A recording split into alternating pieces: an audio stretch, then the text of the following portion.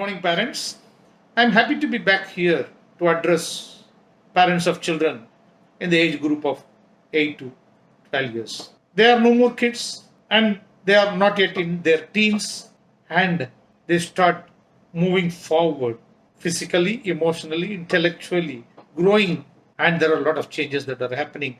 In our last edition, we were talking about how the Indian children, when compared to children in UK and USA of this age group, are much more conversant, have a better worldview, and are more knowledgeable. Having said that, I also discussed a few things which are quite challenging both for the children and the parents. Right now, in this particular video, we are going to discuss more about what are the exact changes that are happening in terms of the intellectual, emotional capabilities of your child in the age group of 8 to 10, 11, 12. The first and foremost is the child starts developing concrete thoughts, very clear thoughts, which have a lot of depth and insight. And they start thinking in an abstract manner. Abstract meaning in ideas. When we say abstract, it doesn't talk about an existing physical thing, but an idea in the mind. Thinking about and talking about abstract things. They may even ask you questions like, with the chat GPT, what will happen to the present educational model? So they will get into a lot of ideas. And in all these aspects, we don't have to compare ourselves in terms of our intellectual capabilities with our children. But whatever they are in and whatever we are in, we can support, we can encourage, we can help them go through this process very smoothly and very productively. And your child starts developing a genuine empathy. Early ages, when she or he was a toddler, he or she was not thinking of himself or herself differently from you. But between the age of 5 to 8, they started thinking separately as an individual being. Now, at this age, they start developing empathy, compassion. They start feeling sympathy for others. They try to be helpful. We need to nurture these qualities. This genuine empathy must be nurtured well. And then now they can clearly differentiate between reality and fantasy, facts or fantasy. Some time ago, He-Man was a real being, Spider-Man, and so many more. What they used to see uh, in in kids channels. They used to think those characters as real. Now they know the difference between facts or fantasy. They have started thinking logically.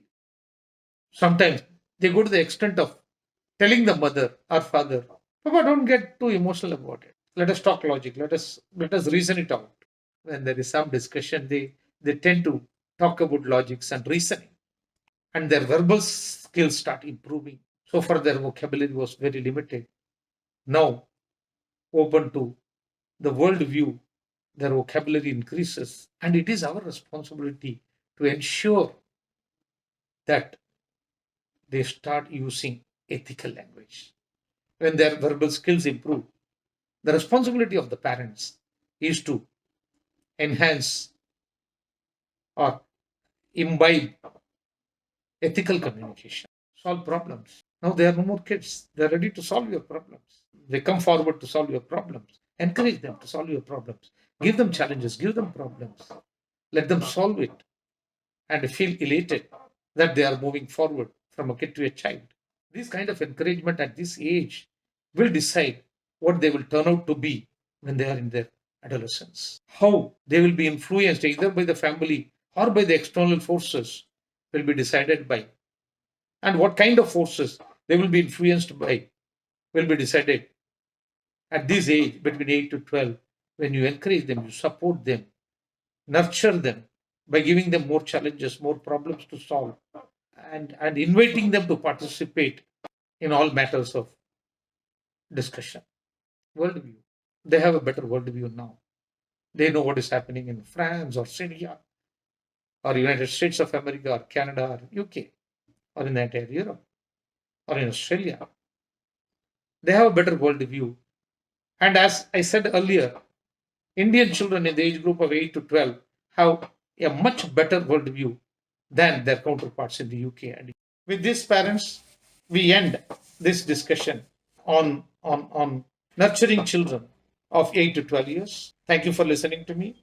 And very soon we will get into what exactly they are facing in very scientific terms about the changes in mood, changes in social relationship, family relationship, etc., etc., and a few suggestions as to how the parents can tackle those situations. Thank you for your patient listening. See you again in my next video.